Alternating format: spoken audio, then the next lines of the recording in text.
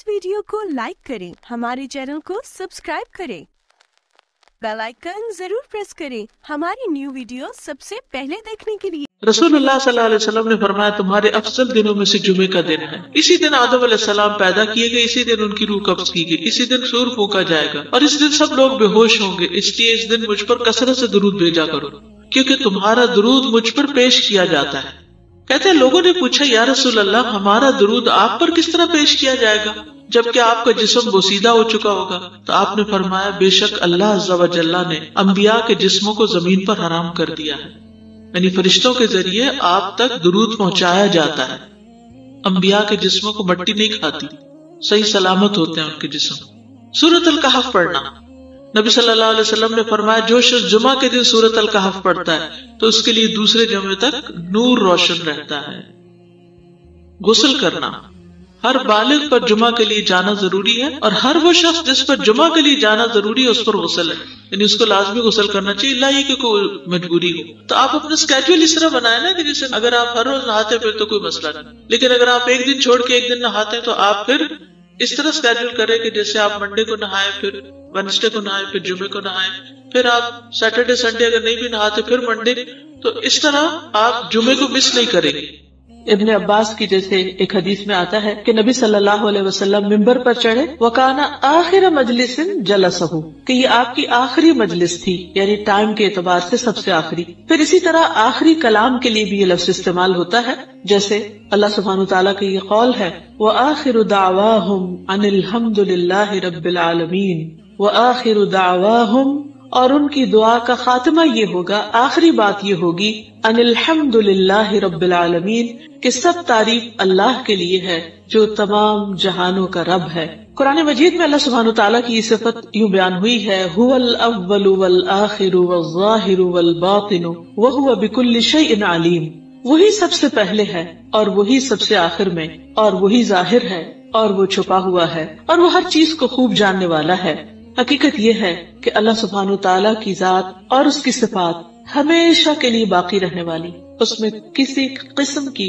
कोई कमी होने वाली नहीं है। कुरान मजीद में आता है कुल्लु मन अलैहा फान व यबका वजहु रब्बिका ज़ुल जलाली वल इकराम।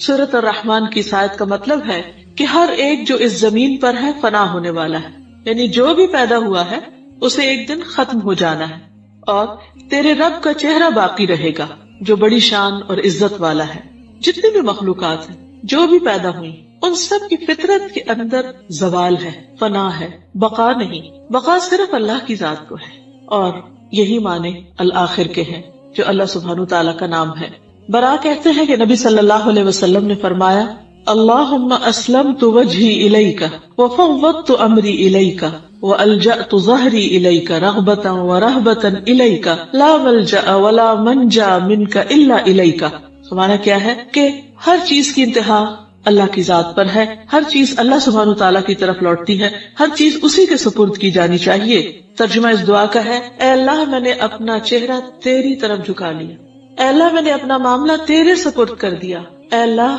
मैं सवाब की तवक्को तुझसे ही रखता हूँ, ऐ अल्लाह मैं अजाब तेरे ही अजाब से डरता हूँ, ऐ अल्लाह तुझे ही मैंने अपना पुष्ट पनाह बना लिया और तेरे सिवा कहीं और पनाह और निजात की जगह नहीं है। यानी एक बंदा मोमिन के दिल में अल्लाह सुब्हानहु तआला के लिए जो मकाम है, जो मर्तबा है, उसका ये तकाजा है कि इंसान अपनी हर चीज, अपनी हर कोशिश के बाद अंजाम को, आखिर को अल्लाह सुब्हानहु तआला के सुपुर्द कर दे, उसके हवाले कर दे। यहाँ एक सवाल ये पैदा होता है कि अगर अल्लाह सुब्हानहु तआला हमेशा के लिए है और उसके बाद कोई चीज बाकी नहीं रहेगी, न बाकी रहने वाली है, हर चीज को जवाल और फनाह है, तो फिर ये जो कुरान मजीद में आता है जन्नत और जहन्नम के बारे में कि वो हमेशा रहेंगे, यानी जो लोग जन्नत में जाएंगे वो भी हमेशा रहेंगे और जो जहन्नम में जाएंगे वो भी हमेशा रहेंगे। जैसे कुरान मजीद में आता है क़ाल अल्लाहु हाज़ा यौमु यनफ़उ अस्सादिक़ीन सिद्क़ुहुम लहुम जन्नातुन तजरी मिन तहतिहल अनहार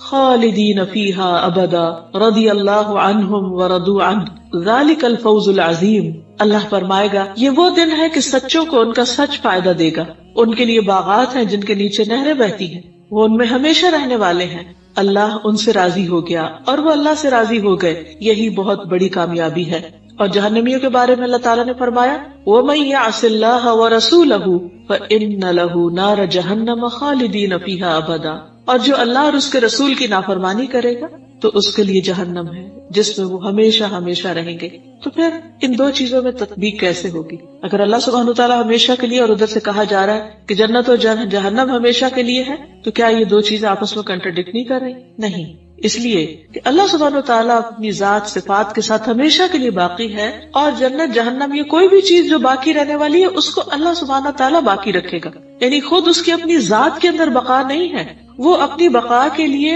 یا اپنے خلود کے لیے اللہ سبحانہ وتعالیٰ کی محتاج ہے۔ تو جنت کب تک باقی رہے گی؟ جب تک اللہ باقی رکھنا چاہے، لیکن اللہ سبحانہ وتعالیٰ اپنی ذات میں خود باقی، تو یہ ایک بہت بڑا فرق ہے۔ اسی طرح جنت کے رہنے والے بھی، کیونکہ جب سب لوگوں کا فیصلہ ہو جائے گا، جنت والے جنت میں چلے جائیں گے، جہنم والے جہنم میں چلے جائیں گے، تو موت کو ایک مینڈی کی شکل میں لا کر ذبح کر دیا جائے گا، اور اس کے بعد موت نہیں آئے گی کسی چیز پر۔ جو باقی ہیں وہ ہمیشہ کے لیے باقی رہیں گے۔ تو اس کا مطلب کیا ہے کہ جب تک اللہ ان کو باقی رکھنا چاہے گا وہ باقی رہیں گے، وہ خود سے اپنی ذات کے اندر ان کی ایسی کوئی طاقت یا قوت نہیں کہ وہ باقی رہ سکے۔ تو جنت والے جنت میں ہمیشہ رہیں گے کیونکہ اللہ ان کو ہمیشہ رکھے گا اور ان کو نئی نئی نعمتیں عطا ہوتی رہیں گی، اور اسی طرح جہنم والے جہنم میں ہمیشہ رہیں گے جب اللہ سبحانہ وتعالیٰ جب تک ان کو رکھے گا اور جو بھی نئی نئی سزائیں ان کے لیے تجویز ہوں گی یا ان کو دی جائیں گی۔ پھر یہ ہے کہ جتنی بھی مخلوق ہے، یعنی جنت جہنم کے علاوہ جتنی بھی مخلوق ہے، مثلاً جنت والے اور جنت والوں کی جو نعمتیں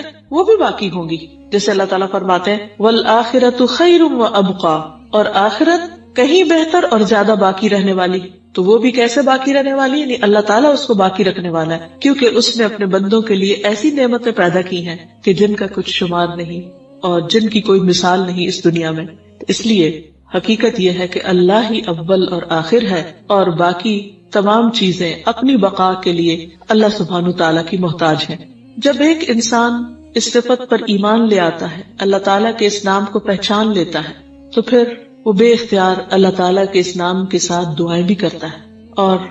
دعا انسان کی بندگی کا اظہار ہے۔ دعا ایک عبادت ہے، اللہ سبحانہ تعالیٰ سے ون آن ون بیس پر، بالکل پرسنل لیول پر ایک تعلق ہے، جس میں اللہ سبحانہ تعالیٰ بندے سے بہت زیادہ خوش ہوتا ہے جب بندہ اس کے آگے ہاتھ پھیلاتا ہے، جب بندہ اس کے آگے اپنی عاجزی و زاری اور اپنی کمزوری اور محتاجی کا ذکر کرتا ہے اور اپنی چھوٹی اور بڑی ضرورت اس کے سامنے رکھتا ہے۔ تو اس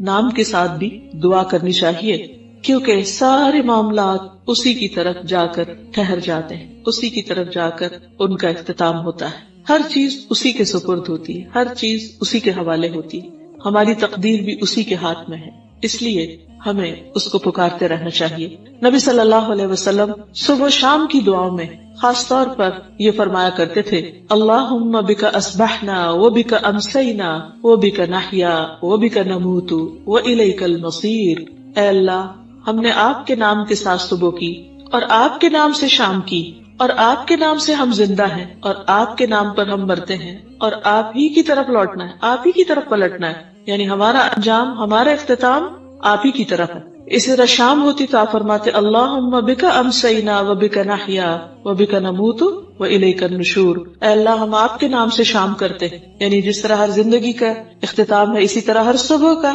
ایک انجام ہے، ایک شام ہے، تو اس وقت بھی ہماری شام تیرے نام پر ہے، اور اسی طرح تیرے نام پر ہی ہم زندہ ہیں اور تیرے نام پر ہی مریں گے، یعنی ہماری زندگی اور موت کا مالک تو ہے اور آپ ہی کی طرف ہمیں اٹھنا ہے۔ پھر اسی طرح یہ ہے کہ جب ہم اللہ سبحانہ تعالیٰ کو اس نام سے جان لیتے ہیں تو پھر اسی کو اپنی غایت قرار دینا چاہیے کہ ہماری ساری امیدیں، ہماری ساری توقعات اسی کے ساتھ وابستہ ہو جانی چاہیے، اور اس بات کا پورا یقین ہونا چاہیے کہ وہ ہے جو سب کچھ کرنے والا ہے۔ عام طور پر ہم انسانوں کی کمزوری یہ ہوتی ہے کہ جب ہم پریشان ہوتے ہیں تو انسانوں کے سہارے ڈھونڈتے ہیں، مادی سہارے ڈھونڈتے ہیں، وقتی سہارے ڈھونڈتے ہیں، کبھی ایک طرف جاتے ہیں کبھی دوسری طرف جاتے ہیں، لیکن ہم سب جانتے ہیں کہ اس کا نتیجہ کیا ہوتا ہے۔ ایسے میں انسان کو کبھی بھی مایوس نہیں ہونا چاہیے اور اس کو اللہ سبحانہ تعالیٰ ہی کی طرف رجوع کرنا چاہیے، اور اس کے بعد کسی اور کی طرف نہیں، کیونکہ وہ الآخر ہے، ہماری آخری منزل وہی ہے، اس کے بعد کوئی اور نہیں، کہ اگر وہ ناراض ہو جائے تو کوئی اور ہم سے راضی ہو جائے، یا وہ اس کو ہم سے راضی کر دے، اگر وہ نہ دے تو کوئی اور دے نہیں سکتا، پوری دنیا کے لوگ مل کر بھی اگر ہمیں کوئی فائدہ پہنچانا چاہیں تو نہیں پہنچا سکتے، اور سب مل کر اگر کوئی نقصان دینا چاہے تو بھی نہیں دے سکتے، کیونکہ آخری فیصلہ اس کا ہے، ہر چیز اسی کی طرف پلٹتی، اس کے فیصلے کو کوئی چیلنج نہیں کر سکتا، اس کے دیے ہوئے کو کوئی روک نہیں سکتا، کیونکہ اصل اتھارٹی اسی کے پاس ہے۔ تو اس لیے ہمیں اللہ تعالیٰ اکیلے ہی کو اپنی غایت قرار دینا چاہیے۔ ابن القیم کہتے ہیں کہ اللہ کے نام الآخر کے ساتھ اللہ کی عبادت کرنا یہ ہے کہ آپ اکیلے اللہ کو اپنی غایت قرار دیں، یعنی اپنا مطلوب، اپنا مقصود، اپنا محبوب، کیونکہ ہر چیز آخر میں وہی جا کر ختم ہوتی ہے اور وہ ہر آخر کے بعد ہے۔ اسی طرح ہماری تمنا اور مراد اور امید وہی ہونی چاہیے، کیونکہ اس کے بعد کوئی اور ایسی جگہ نہیں، کوئی راستہ نہیں، کوئی ایگزٹ نہیں، کہیں بھی اور ہم نہیں جا سکتے، اور ہمیں اپنی ضرورت اور مجبوری کو اپنے رب کی طرف لوٹانا چاہیے، کیونکہ اگر ہم اپنی ضروریات اور حاجات میں اللہ سبحانہ وتعالیٰ کو چھوڑ کر کسی اور کی طرف جائیں گے تو خود ختم ہونے والے ہیں، خود ان کو بقا نہیں، وہ تو خود اپنے آپ کو بھی سہارا نہیں دے سکتے، وہ تو اپنی ضروریات بھی پوری نہیں کر سکتے، وہ تو اپنی مدد کے لیے بھی اللہ کے محتاج ہیں۔ تو پھر ان کا سہارا لینے کی بجائے کیوں نہ ہم اللہ سبحانہ وتعالیٰ ہی کی طرف جائیں اور کسی بھی تکلیف میں، تنگی میں، حاجت میں، ضرورت میں اللہ ہی کو اپنا ملجا و ماوا سمجھے، اسی کو اپنا مرجع سمجھے اور اسی کی طرف پلٹیں، کیونکہ وہ ہر چیز کا مالک ہے، ہر ایک کا رب ہے، جس کو چاہے عطا کرے اور جس کو چاہے روک دے۔ انسانوں کے دل بھی اسی کے ہاتھ میں ہے، ہماری نیتوں کا مالک بھی وہی ہے، ارادوں کا مالک بھی وہی ہے۔ اسی لیے ہمیں یہ دعا مانگنے کو کہا گیا، ربنا لا تزغ قلوبنا بعد اذ ہدیتنا وہب لنا من لدنک رحمہ انک انت الوہاب۔ اے ہمارے رب، ہمارے دل ٹیڑھے نہ کر اس کے بعد کہ تو نے ہمیں ہدایت عطا کر دی، اور ہمیں اپنے پاس سے رحمت عطا فرما، بے شک تو ہی بے حد عطا کرنے والا ہے۔ کیونکہ اگر اللہ سبحانہ تعالیٰ دلوں کو پھیر دے تو اس کے بعد، کیونکہ وہ الآخر ہے نا، تو اس کے بعد کسی کے اندر طاقت نہیں کہ وہ ان دلوں کو سیدھا کر دے، کیونکہ اس کے بعد تو کوئی ہے ہی نہیں، نو پاور، کسی کے پاس کوئی اختیار نہیں۔ تو اس لیے جہاں کہیں انسان کو اپنی زندگی میں کوئی خدشہ، کوئی کمی، کوئی پریشانی ہونے لگے تو اس الآخر ہی کی طرف رجوع کرے۔ جیسے ہم دیکھتے ہیں کہ انبیاء علیہ السلام نے اپنی ضروریات میں اسی کو پکارا، زکریا علیہ السلام اپنے رب کی طرف لوٹتے ہیں، ساری زندگی اس سے مایوس نہیں ہوتے، جب عمر کا ایک طویل حصہ گزر جاتا ہے تو بھی دعا مانگتے رہتے ہیں، اور خاص طور پر جب حضرت مریم کے پاس وہ مختلف طرح کے پھل اور رزق پاتے ہیں تو ان کو اور زیادہ جوش آتا ہے، وہ ان کے لیے ایک موٹیویشنل پوائنٹ بنتا ہے، اور اتنے ہی قوت کے ساتھ دعا مانگتے ہیں۔ عام طور پر جب ہم دعا مانگتے ہیں تو ہمارے اندر یقین کم ہوتا ہے، ہم سوچتے پتہ نہیں اللہ تعالیٰ قبول کرے گا یا نہیں، ہم اللہ کی قدرت کو نہیں دیکھتے، اس کی عظمت کو نہیں محسوس کرتے، ہم یہ دیکھتے ہیں کہ اسباب کتنے ہیں۔ اللہ سبحانہ وتعالیٰ کو تو اسباب کی ضرورت نہیں، یہ ٹھیک ہے کہ وہ اسباب کے پردے میں چیزیں عطا کرتا ہے، لیکن وہ اس کا محتاج نہیں ہے، سارے اسباب بھی اسی کی طرف لوٹتے ہیں، ان کا بھی کنٹرول کرنے والا وہی ہے، وہ بھی اسی کے اختیار میں ہے۔ اسی لیے ہم دیکھتے ہیں کہ زکریا علیہ السلام اس حال میں اللہ تعالیٰ کو پکارتے ہیں، کہتے ہیں رب انی وہن العظم منی واشتعل الرأس شیبا ولم اکن بدعائک رب شقیا۔ چپ کے اپنے رب کو پکارتے ہیں دل ہی دل میں، کیونکہ وہ تو دل کے اندر کی وسپرز کو بھی جانتا ہے۔ وَلَقَدْ نَعْلَمُ مَا تُوَسْوِسُ بِهِ نَفْسُهُ، یعنی انسان کے دل کے اندر کوئی خیال بھی اٹھتا ہے تو اس کو پتہ چل جاتا ہے، وہ دلوں کے راز جانتا ہے، وہ ہماری آہیں، ہمارے دکھ، ہماری تکلیفیں، ہماری سرگوشیاں سب سے واقف ہے۔ تو اس نے زکریا علیہ السلام کی سرگوشی بھی سنی، کہا ہے میرے رب میری ہڈیاں بوسیدہ ہو چکی ہیں، وہی تو ہڈیاں بھی کمزور ہو گئی، بڑھاپے کی وجہ سے سر سفیدی سے بڑا کٹھا ہے، اتنا بوڑھا ہو گیا ہوں، لیکن پھر بھی میں مایوس نہیں ہوں، کیونکہ تو ہے اور ہر چیز تیری ہی طرف لوٹتی، تو الآخر ہے، جب کچھ نہیں رہے گا تو تو رہ جائے گا، تو ہی باقی رہے گا، اور جس کو تو دینا چاہے اسے کوئی روک نہیں سکتا۔ وہ کہتے ہیں کہ تجھے پکار کر کبھی میں محروم ہوا ہی نہیں۔ نبی صلی اللہ علیہ وسلم بھی اسی طرح گڑ گڑا کر اللہ سبحانہ تعالیٰ سے دعائیں کرتے ہیں۔ نبی صلی اللہ علیہ وسلم نے ایک دفعہ قبلہ رخ ہو کر دعا کے لیے اپنے ہاتھوں کو اٹھایا اور اپنے رب سے گڑ گڑا کے دعا مانگنا شروع کی۔ اللہم انجز لی ما وعدتنی، اللہم آتی ما وعدتنی، اللہم ان تہلک هذه العصابۃ من اہل الاسلام لا تعبد فی الارض۔ اے اللہ میرے لیے اپنے کیے ہوئے وعدے کو پورا کر دے، اے اللہ اپنے وعدے کے مطابق عطا فرما دے، اے اللہ اگر اہل اسلام کی یہ جماعت ہلاک ہو گئی تو زمین پر پھر تیری عبادت کبھی نہ کی جائے گی۔ یہ جنگ بدر کے موقع پر آپ نے دعا کی، آپ صلی اللہ علیہ وسلم برابر اپنے رب سے ہاتھ دراز کیے ہوئے دعا کرتے رہے، قبلے کی طرف منہ کر کے دعا مانگتے رہے۔ حالانکہ آپ اللہ کے محبوب ہیں، لیکن آپ دیکھیے کہ پھر بھی کس شدت کے ساتھ مانگ رہے ہیں، یہاں تک کہ آپ کی چادر مبارک آپ کے شانے سے گر پڑی، یعنی جو اوپر کی چادر تھی وہ گر گئی، لیکن پھر بھی آپ نے چادر نہیں اٹھائی اور اپنے ہاتھ اٹھائے رکھے۔ اتنے میں ابوبکر رضی اللہ تعالیٰ عنہ آئے اور آپ کی چادر کو اٹھایا، اسے آپ کے کندھے پر ڈالا اور پیچھے سے آپ سے لپٹ گئے اور کہنے لگے، اے اللہ کے نبی، آپ کی اپنے رب سے دعا کافی ہو چکی ہے، ان قریب وہ اپنے کیے ہوئے وعدوں کو پورا کرے گا۔ اللہ رب العزت نے یہ آیت نازل فرما دی اس وقت، اذ تستغیثون ربکم، جب تم اپنے رب سے فریادیں کر رہے تھے، فاستجاب لکم، تو اس نے تمہاری دعا قبول کر لی، انی ممدکم بألف من الملائکۃ مردفین، کہ میں تمہاری مدد 1000 لگاتار آنے والے فرشتوں کے ذریعے کروں گا۔ بس اللہ نے آپ صلی اللہ علیہ وسلم کی فرشتوں کے ذریعے مدد فرمائی، اور اللہ سبحانہ وتعالی ہر چیز پر قدرت رکھتا ہے، اور حقیقت یہ ہے کہ ہماری تقدیر بھی اسی کے ہاتھ میں ہے۔ دعا تقدیر کو بھی بدل دیتی ہے، وہ جو چاہتا ہے رکھتا ہے، جو چاہتا ہے مٹاتا ہے، اور اصل کتاب اسی کے پاس ہے، اس پر اسی کا اختیار ہے۔ تو اس لیے ہمارا کام یہ ہے کہ ہم اپنی ہر غایت، منزل، منتہا اسی کو سمجھیں،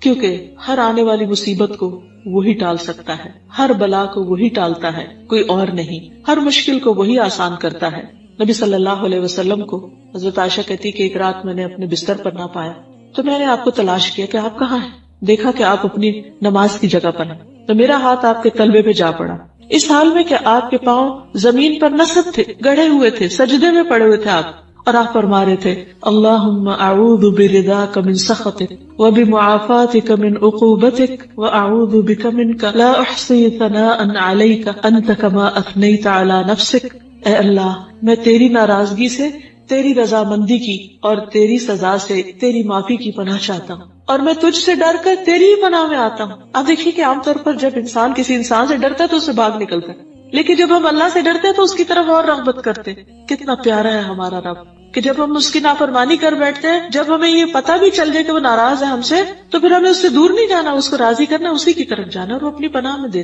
لے لیتا ہے۔ تو نبی صلی اللہ علیہ وسلم نے فرمایا، میں تیری تعریف کرنے کی طاقت نہیں رکھتا، تو ویسا ہی ہے جیسے تو نے خود اپنی ثنا بیان کی، یعنی میری استطاعت میں نہیں کہ میں تیری حمد و ثنا اس طرح بیان کر سکوں جیسے کرنے کا حق ہے، اور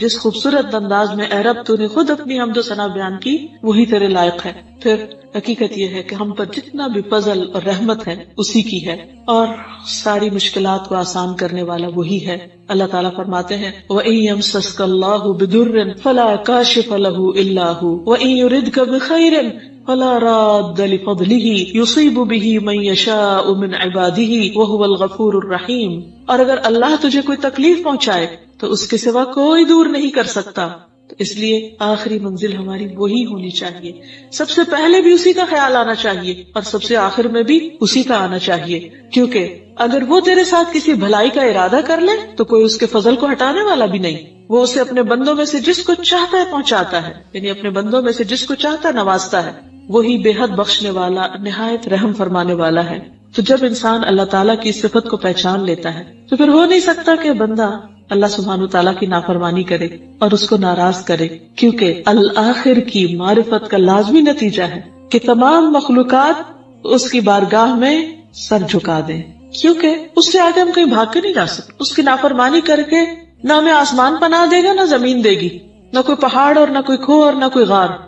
کہیں بھی کوئی ایسی چیز نہیں کہ جو ہمیں پھر اللہ تعالیٰ سے بچا لے، اس کی ناراضگی اور اس کے غضب سے بچا لے۔ اس لیے بہت ضروری ہے کہ ہم اس نام کو پہچان کر اسی کے دامن میں پناہ لیں اور اسی کی طرف پلٹیں، اور جب اس کی طرف پلٹیں تو اس کو راضی بھی کریں اور اس کی عبادت بھی کریں، اور ہر اس کام کو چھوڑ دیں جو اس کی ناراضگی کا سبب ہے، کیونکہ اگر اس نے ہمیں چھوڑ دیا تو پھر کوئی اور ہمارا مددگار نہیں ہو سکتا۔ اور پھر یہ کہ اپنی ساری عبادات، اپنے صدقہ خیرات، اپنی تمام زندگی اللہ کی رضا میں گزاریں، کیونکہ اسی کی طرف جانا ہے۔ انا للہ وانا الیہ راجعون، ہم بھی اللہ کے لیے ہیں اور اسی کی طرف پلٹ کے جانے والے ہیں۔ جب ہمارا انجام اس کے ہاتھ میں ہے، ہماری آخری منزل اس کے پاس ہے، جزا اور سزا کا فیصلہ اس کے ہاتھ میں ہے، تو پھر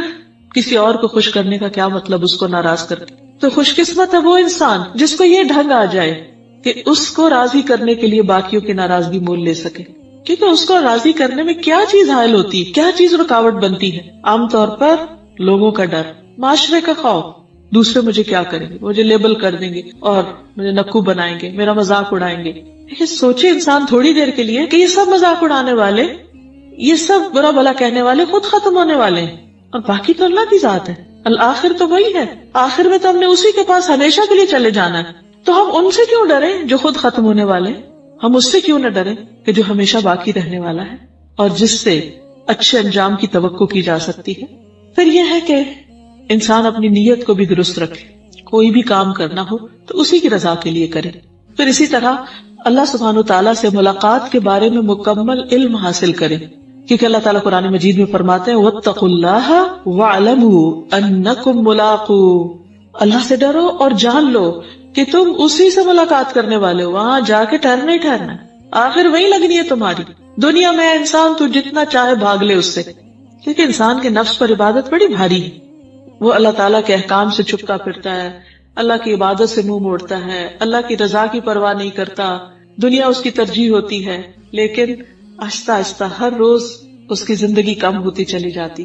ایک ایک ڈراپ گرتا چلا جا رہا ہے اور انسان اپنی موت کے قریب ہوتا چلا جا رہا ہے، اور مرنے کے بعد اسی کے پاس جا کر اس کو ٹھہرنا ہے۔ وَاعْلَمُوا أَنَّكُمْ مُلَاقُوهُ، جان لو تمہیں اس سے ملاقات کرنی ہی کرنی ہے۔ تو سوچئے پھر جب اس کے سامنے ہم جا کر کھڑے ہوں گے تو کیسا منظر ہوگا۔ نبی صلی اللہ علیہ وسلم نے فرمایا کہ تم میں سے کسی کے قدم اس وقت تک میدان حشر سے ٹل نہ سکیں گے جب تک 5 باتوں کا جواب نہ دے دے، عمر کہاں گزاری، جوانی کہاں لگائی، علم پر عمل کتنا کیا، مال کہاں سے آیا، کہاں خرچ کیا، جسم کو کس کام میں گلایا۔ اس لیے اس دن کی جو اللہ کی ملاقات کا دن ہے، اس کی ساری تفصیلات اور جزیات ہمیں معلوم ہونی چاہیے کہ ہماری اس جرنی کا میپ کیا ہے، کہاں کہاں سے گزرنا ہے، حشر کیسے ہوگا، دوبارہ کیسے اٹھیں گے، اعمال نامے کیسے تقسیم ہوں گے، اعمال نامے تولے کیسے جائیں گے، حوض کوثر کہاں ہوگا، پل صراط کہاں ہوگا، وہ کیسا ہوگا، اس سے پار ہونے کے بعد کیا پیش آئے گا، جنت میں داخلہ کیسے ہوگا،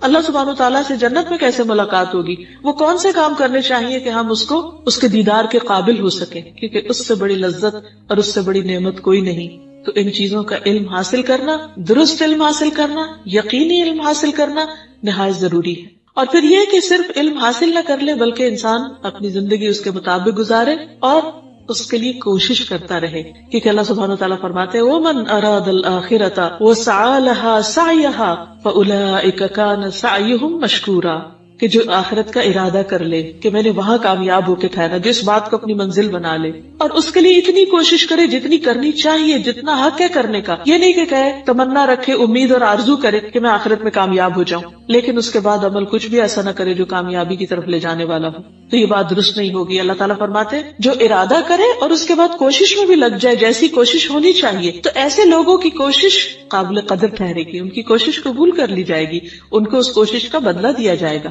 سورۃ النجم میں اللہ تعالیٰ فرماتے ہیں وَأَلَّيْسَ لِلْإِنسَانِ إِلَّا مَا سَعَى، اور نہیں ہے انسان کے لیے مگر وہی جس کی وہ کوشش کرے، انسان کو وہ ملے گا جس کے لیے وہ بھاگ دوڑ کرتا ہے۔ وَأَنَّ سَعْيَهُ سَوْفَ يُرَى، اور یقیناً اس کی کوششیں دیکھی جائیں گی، یعنی قیامت کے دن اس کا نامہ اعمال سامنے لا کر دیکھا پرکھا جائے گا۔ اللہ سبحانہ وتعالیٰ صرف فرشتوں کا لکھا ہوا ہی نہیں، براہ راست خود بھی علم رکھتے ہیں، انسان کے ہاتھ پاؤں بھی بولیں گے اور انسان کے سینے کے اندر جو نیتیں اور ارادے وہ بھی سامنے لا کے رکھے جائیں گے۔ وَحُصِّلَ مَا فِي الصُّدُورِ، پھر ان سب کوششوں کو وہاں جب لا کے رکھا جائے گا تو نتیجہ کیا ہوگا؟ فرمایا ثُمَّ يُجْزَاهُ الْجَزَاءَ الْأَوْفَى،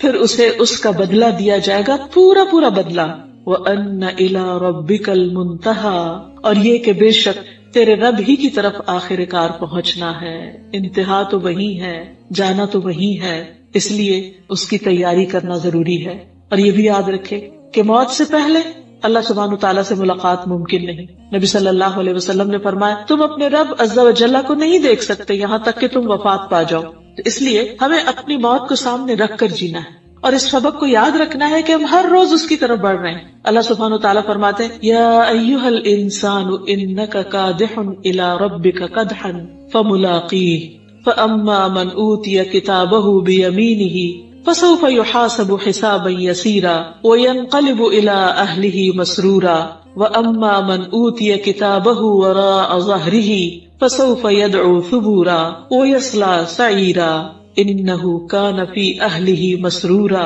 اے انسان بے شک تو مشقت کرتے وقت، مشقت کرتے کرتے اے انسان بے شک تو مشقت کرتے کرتے اپنے رب کی طرف جانے والا ہے. یعنی اس دنیا میں انسان روز تھکتا ہے، بھاگ دوڑ کرتا ہے، لیکن یہ بھول جاتا ہے کہ ایک دن جو ختم ہوا وہ رب کی طرف جانے کا رستہ اور قریب ہوا،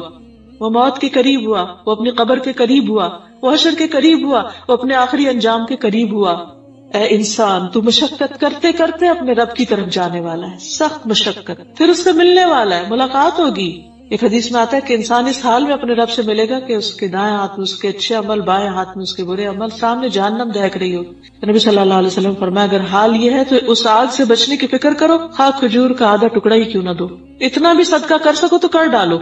شاید یہی صدقہ وہاں کام آ جائے اور اسی سے نجات ہو جائے، کیونکہ وہاں حساب ہوگا. تو فرمایا لیکن وہ شخص جسے اس کا نامہ اعمال اس کے دائیں ہاتھ میں دیا گیا سو ان قریب اس سے حساب لیا جائے گا، آسان حساب. یعنی اس کو اللہ تعالیٰ اس کے اعمال کو دیکھ کر صرف نظر فرمائیں گے اور وہ اپنے گھر والوں کی طرف خوش خوش واپس آئے گا. حساب کے بعد جیسے کوئی ایگزام دے کر آتا ہے، کوئی انٹرویو دے کر آتا ہے، وائوا دے کر آتا ہے، تو پھر اپنے گھر والوں کو آ کر ساری رودات بتاتا ہے. لیکن وہ شخص جسے اس کا نامہ اعمال اس کی پیٹھ پیچھے دیا گیا تو ان قریب وہ بڑی ہلاکت کو پکارے گا، موت کو پکارے گا. لیکن موت کہاں، وہ بھڑکتی ہوئی آگ میں جا داخل ہوگا. بلا شبہ وہ اپنے گھر والوں میں بڑا خوش تھا، یعنی اپنی دنیا میں بہت مگن تھا، اور اس نے اپنے اس آخری دن کو، آخری وقت کو اور اللہ سبحانہ وتعالیٰ سے اس آخری ملاقات کو یاد نہیں رکھا.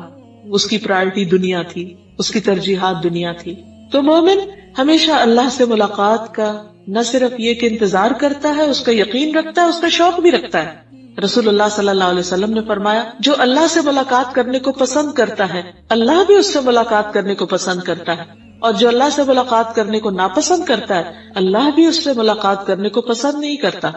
پھر یہ کہ جو شخص اس نام کو سمجھتا ہے، جان لیتا ہے، اسے چاہیے کہ اللہ کی ناراضگی سے ڈرتے ہوئے دنیا میں زندگی بسر کرے. اللہ تعالیٰ فرماتے ہیں مجھے میری عزت کی قسم میں اپنے بندے پر نہ 2 امن جمع کرتا ہوں نہ 2 خوف. اگر میرا بندہ دنیا میں مجھ سے امن میں رہا تو اسے بندوں کے حشر والے دن خوف دلاؤں گا، اور جو مجھ سے دنیا میں ڈر گیا تو لوگوں کے جمع ہونے والے دن اسے امن عطا کروں گا. پھر یہ کہ انسان اپنی آخرت کی تیاری اس طرح رکھے کہ معلوم نہیں کس وقت کال آ جائے، کس وقت جانا پڑے. اپنے فرائض کو ادا کر کے رکھے، اپنے قرض چکا کے رکھے، لوگوں کے حقوق ادا کر کے رکھے. یعنی جیسے کسی بھی سفر میں جانا ہوتا ہے تو انسان کانشیسلی اپنے وقت کا استعمال کرتا ہے کہ تھوڑی دیر رہ گئی ہے، اتنے دن رہ گئے ہیں، اتنے گھنٹے رہ گئے ہیں، اور اس کی مجھے پوری تیاری کر لینی چاہیے، کیونکہ سفر اگر لمبا ہے اور ضرورت کا سامان نہیں تو بہت مشکل پیش آئے گی. تو اسی طرح اپنی آخرت کے سفر کے بارے میں بھی انسان کانشیس رہے اور اپنی طرف سے پوری تیاری کرے. پھر اس تیاری میں عام طور پر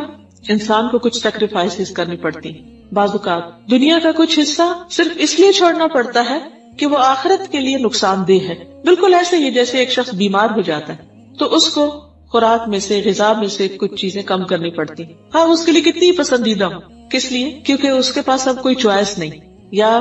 یہ کہ وہ زندگی کو بچائے اور اپنی اس خوراک کو کم کر دے جو نقصان دہ ہے، اور یا پھر یہ کہ چند دن کے لیے وہ مزے کر لے اور بعد میں ہلاکت کا شکار ہو. تو عقل مند وہی ہوگا کہ جو زندگی چاہے گا، جو بقا چاہے گا، اور اس کے لیے وہ اپنی کچھ پسندیدہ چیزوں کو چھوڑ بھی دے گا. اسی طرح جب انسان اپنی آخرت کو چاہتا ہے تو وہ اپنی دنیا کو اس کے لیے قربان کر سکتا ہے. اور وہ کیسے؟ جیسے صبح کے وقت فجر کی نماز کے لیے اپنا بستر چھوڑنا، اپنی نیند قربان کرنا، خواہ کتنی بھی گہری نیند آئی ہو تو انسان اس وقت بستر چھوڑ دیتا ہے، کیونکہ اسے پتا ہے کہ ایک دن اپنے رب کے سامنے جا کھڑے ہونا، وہ پوچھے گا کہ تم سوتے رہے، مجھ سے کب پیار تھا، نیند تمہیں پیاری تھی. تو اس لیے اس کی قربانی یہیں سے شروع ہو جاتی ہے، دن کے آغاز سے ہی. پھر اسی طرح کچھ اور کھانے پینے کی چیزیں اسے پسندیدہ ہو سکتی ہیں لیکن اللہ سبحانہ وتعالیٰ کے ہاں وہ حرام ہو سکتی ہیں، ناپسندیدہ ہو سکتی ہیں. اسی طرح کچھ کام، کچھ پیشے، کچھ اور چیزیں جو اس کی ناراضگی کے ہیں، تو جو بندہ اللہ سبحانہ وتعالیٰ سے ملاقات چاہتا ہے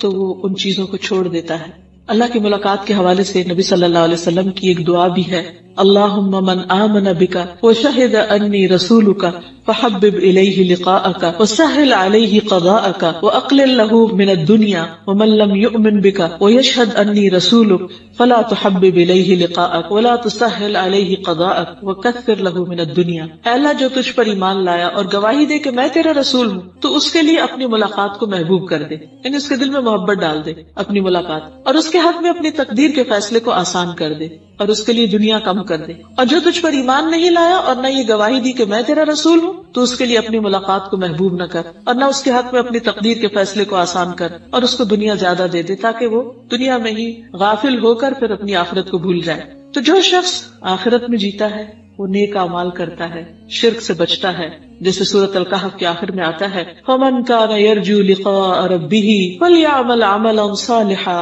وَلَا يُشْرِكْ بِعِبَادَةِ رَبِّهِ أَحَدًا. جو شخص اپنے رب سے ملاقات کی امید رکھتا ہے اسے چاہیے کہ وہ نیک عمل کرے اور اپنے رب کی عبادت میں کسی دوسرے کو شریک نہ کرے. ایسا شخص اپنے رب کے سامنے کھڑے ہونے سے ڈرتا ہے، وہ خواہشات کی پیروی نہیں کرتا. وَأَمَّا مَنْ خَافَ مَقَامَ رَبِّهِ وَنَهَى النَّفْسَ عَنِ الْهَوَىٰ فَإِنَّ الْجَنَّةَ هِيَ الْمَأْوَىٰ. جو اپنے رب کے سامنے جواب دہی کے لیے کھڑا ہونے سے ڈرتا رہا اور اپنے آپ کو خواہش نفس سے روکے رکھا تو جنت ہی اس کا ٹھکانہ ہوگی. اس کی سوچ اور گفتگو میں فرق ہوتا ہے عام لوگوں سے. اس کا دنیا سے رشتہ عارضی ہوتا ہے اور وہ اس کو اچھی طرح سمجھتا ہے کہ مجھے یہ دنیا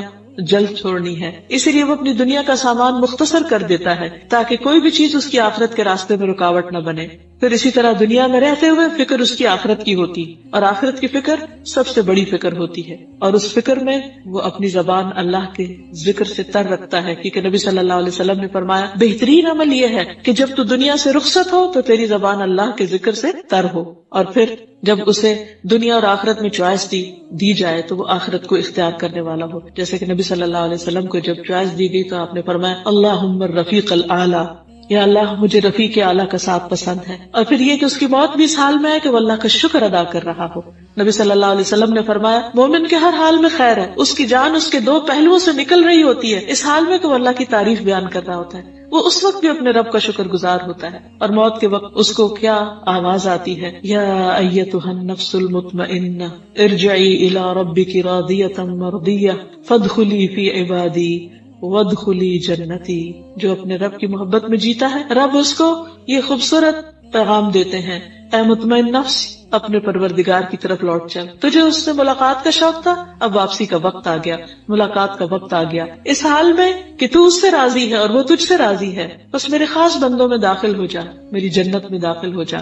ایسے بندوں کی موت کا جب وقت آتا ہے تو فرشتے آ کے خوشخبری دیتے ہیں فَأَمَّا إِن كَانَ مِنَ الْمُقَرَّبِينَ وَرَوْحٌ وَرَيْحَانٌ وَجَنَّةُ نَعِيمٍ. اگر وہ مقربین میں سے ہوتا ہے یعنی اللہ تعالیٰ بھی اس سے محبت کرتا ہے تو اس کے لیے راحت نعمتوں والے باغ ہوتے ہیں، اور جب اسے اس کی خوشخبری سنائی جاتی ہے تو وہ اللہ سے ملنے کی خواہش اس کے دل میں اور بڑھ جاتی ہے. تو اللہ تعالیٰ بھی اس کی ملاقات سے محبت کرتے ہیں. تو اللہ سبحانہ وتعالیٰ جو ہمیشہ باقی رہنے والے ہمارے دل میں ہمیشہ باقی رہنے والی نعمتوں کی محبت ڈال دیں اور ہمیں اس کے لیے کچھ کرنے کی توفیق عطا فرمائیں.